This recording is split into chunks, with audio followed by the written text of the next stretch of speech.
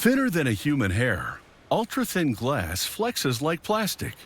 It can also have greater electrical sensitivity, making it useful for things like fingerprint scanning on smartphones. Manufacturers have only just begun to explore the potential of this new class of glass. When it comes to sheer flexibility, thin is in.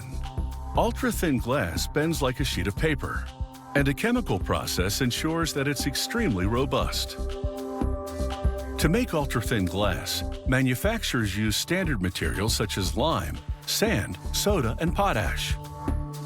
They store the ingredients in separate silos until it's time for production. Then, inside the factory, a long cable delivers electricity to power a weigh cart. As the dry ingredients flow out of the silos and down chutes, the cart moves forward to collect them.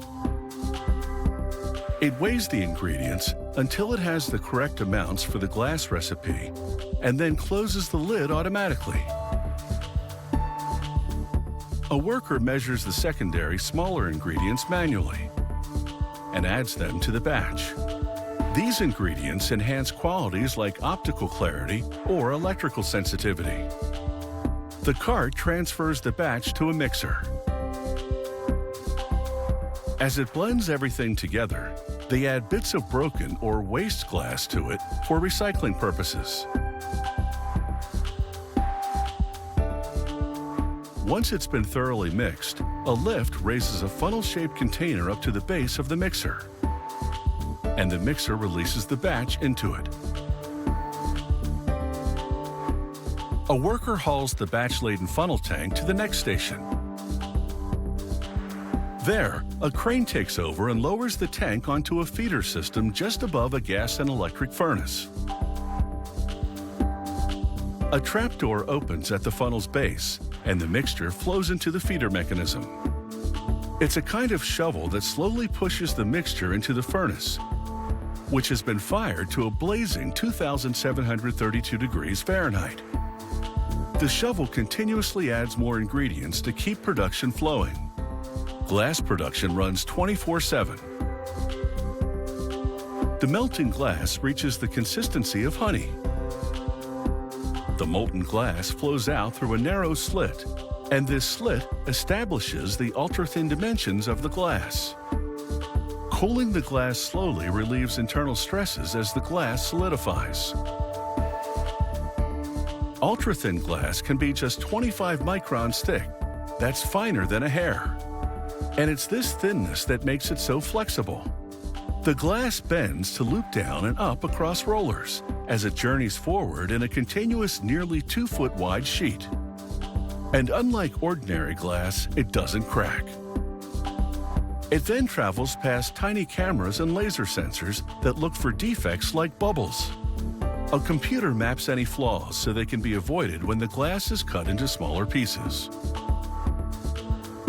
A revolving spool rolls up the glass along with a plastic liner, which keeps the glass layers from sticking to one another. Once 546 yards of thin glass has been wound onto the spool, an automated system cuts the glass and slides the spool partway off the core and onto a rack. The operator gives it a push to complete the transfer, and then rolls the rack to the next station. A lab technician slices off a fragment of the glass and inserts it in a micrometer. It gauges the thickness of the specimen and confirms that it's super thin. Another lab worker places a bigger segment of the glass under a cutter. He aligns it correctly and then activates the cutter.